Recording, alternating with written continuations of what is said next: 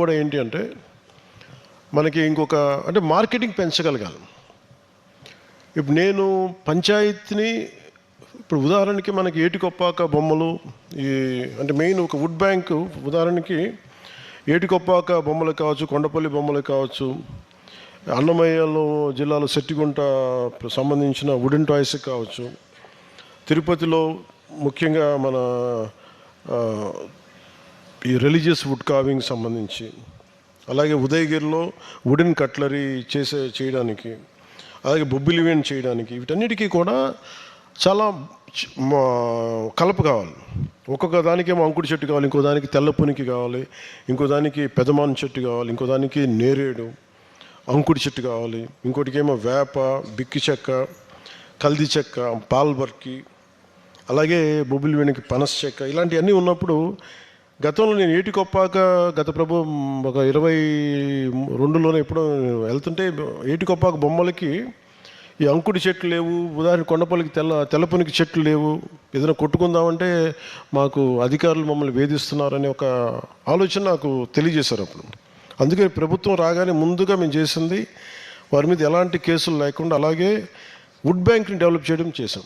ఇప్పుడు చెప్పిన పేర్లన్నీ మేము wood bank primary wood species ఇందాక చెప్పినప్పుడు అంకుడు, తెల్లపునికి, పెదమానం, ఇవన్నీ గుమ్మడి టేకు, నేరేడు, కదంబ, అంకుడు, ఇవన్నీ కూడా ఏం చేసాం వుడ్ బ్యాంక్ డెవలప్ చేయడం స్టార్ట్ చేసాం. ఎందుకంటే భావితరాలకు కానీ మీ భవిష్యత్తులో కానీ మీకు బేసిక్ రిసోర్స్కి ఇబ్బంది కలగకుండా ఇవన్నీ చేయడంతో పాటు మీకు ప్రతి ఇందాక లేస్ మన నర్సాపురం సీతారాంపురం లేసు మా ఆడపడుచులతో మాట్లాడుతున్నప్పుడు వాళ్ళు చెప్పింది మాకేదైనా కొంచెం హెల్త్ ట్రీ అని చేయించండి అంటే ఏంటంటే ప్రత్యేకించి హస్తకళలకు సంబంధించి ఒక్కొక్కరికి ఒక్కొక్క ప్రత్యేకమైన హెల్త్ ఇష్యూస్ ఉంటాయి.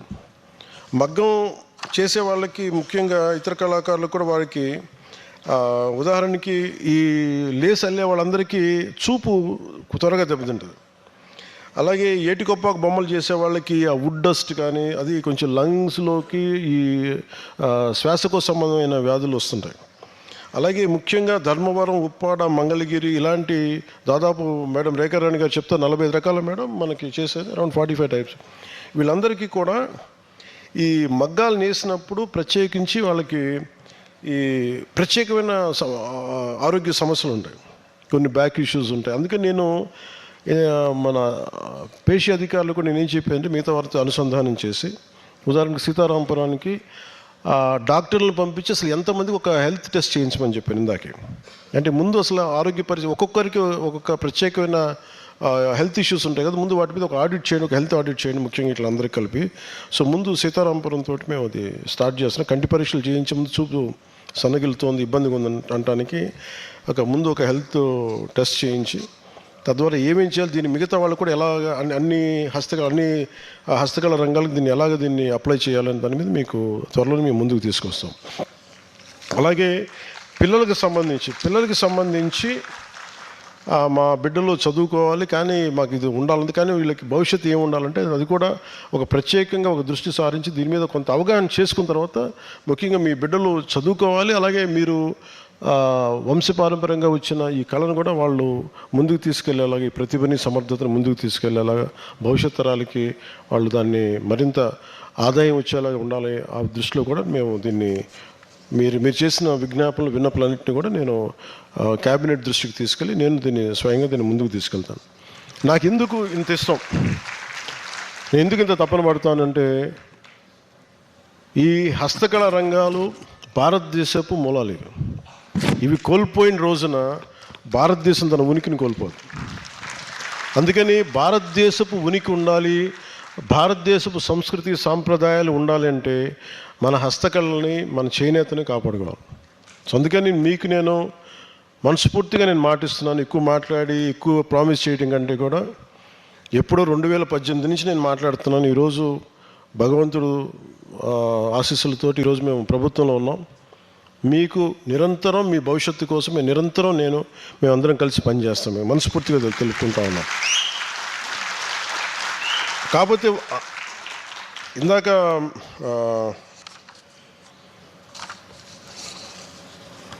మేడం సుచిత్ర ఎల్ల గారు మాట్లాడుతూ ఇందాక మేము ఇద్దరం వారు అదే చెప్తా ఉన్నారు.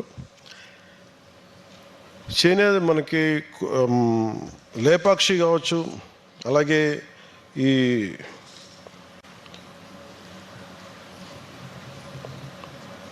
మన హ్యాండ్లూమ్స్, ఇవన్నీ డిఫరెంట్ విభిన్నంగా ఉన్నాయి.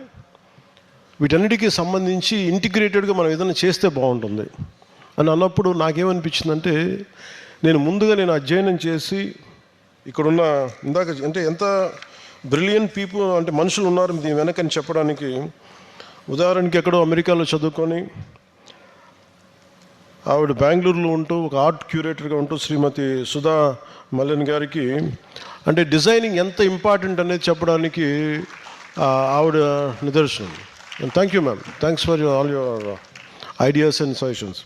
అంటే ఇలాంటి బ్రిలియంట్ పీపుల్ని గుర్తించిన జిల్లా మన రాష్ట్ర అధికారులందరికీ చాలా నా ప్రత్యేక ధన్యవాదాలు తెలియజేస్తున్నాను. అంటే మీరు ఇందాక ఏటికొప్పాక బొమ్మలు అడుగుతూ వాళ్ళు ఏమన్నారంటే, మేము గిఫ్ట్ చేస్తున్నప్పుడు మాకు బాక్సెస్ లేవు, మాకు అందంగా ఇచ్చేయంటే అన్నీ కలిపి లేపాక్షి బాక్స్లో పెట్టేస్తున్నాం. నాకేమనిపించిందంటే, ప్రతి కళాకారుడికి ఇందాక రాజు గారు అని చెప్పి మన సవర్ ఆర్ట్ గురించి మాట్లాడుతున్నాను. నాకేమనిపించింది, ప్రతి కళాకారుడికి ఒక కథ ఉంటుంది.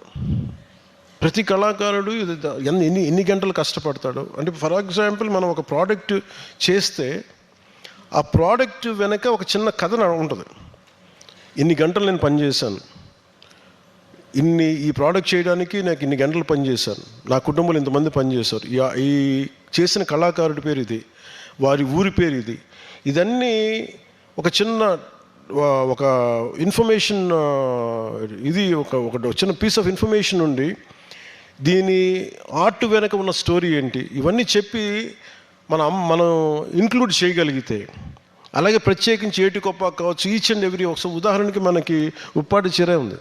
ఉప్పాటి చీరకు కూడా జనరల్గా ప్యాక్ చేసి ఇచ్చేయడానికిను దాని తాలూకు ఒక ప్రాపర్ గిఫ్ట్ ర్యాప్ ఒకటి చేయగలిగితే, ఒక గిఫ్ట్ బాక్స్ లాంటిది, ఇవన్నీ చాలా చాలా ఒక ప్రత్యేకత చేస్తాయి. ఉదాహరణకి మ్యాక్రోన్ గారికి మన ప్రధానమంత్రి గారు మనకి మన రాష్ట్ర సాంప్రదాయాన్ని మన కలంకారీది ఇచ్చినప్పుడు మామూలుగా ఇవ్వడం వేరు, దాన్ని ప్రాపర్గా తీసుకెళ్ళి ఒక గిఫ్ట్ ర్యాప్లో తీసుకెళ్ళి ప్రాపర్ దాన్ని ప్రజెంట్ చేస్తే దాని ఉనికి, దాని విలువ 10 ఇంతలు అయిపోతుంది.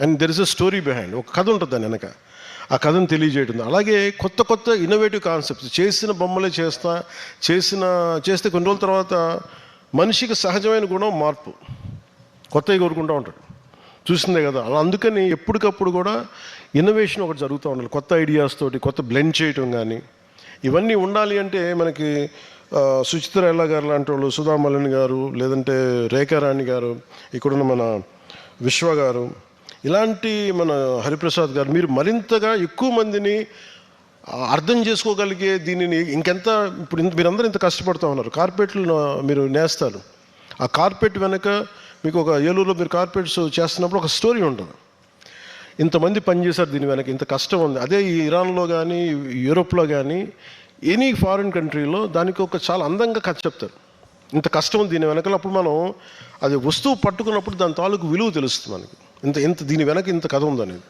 అందువల్ల మనకు గౌరవం పెరిగి దాన్ని జాగ్రత్తగా చూసుకుంటాం, ఇట్ బికమ్స్ ప్రెషస్. అలాగే నేనేం చెప్పానంటే, అందరితో మాట్లాడుతున్నప్పుడు మనకి ఉదాహరణకి మనకి దాదాపు నా ఉప్పాడ దగ్గర నుంచి, చేనేతల దగ్గర నుంచి, మనకున్న హస్తకళల దగ్గర నుంచి ఒక్కొక్కటి ప్రత్యేకమైన గ్రామాలు, ఊర్లు ఉన్నాయి. ఈ ఊర్లని మనం వదిలేస్తున్నాం. కానీ నేనేమన్నానంటే, టూరిజం తోటి మీరు ఎందుకు అనుసంధానం చేయకూడదు?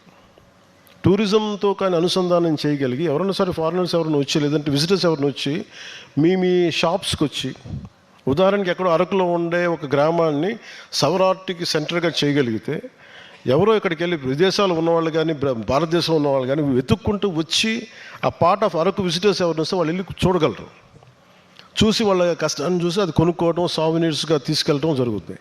సో ఇలాంటి అన్నీ డిస్జాయింటెడ్గా ఉన్నాయి.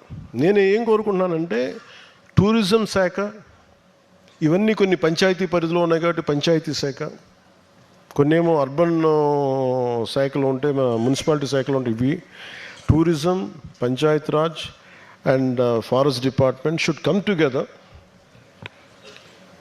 and integrate to make sure that sufficient recognition will be there, right recognition will be there for each and every artisan.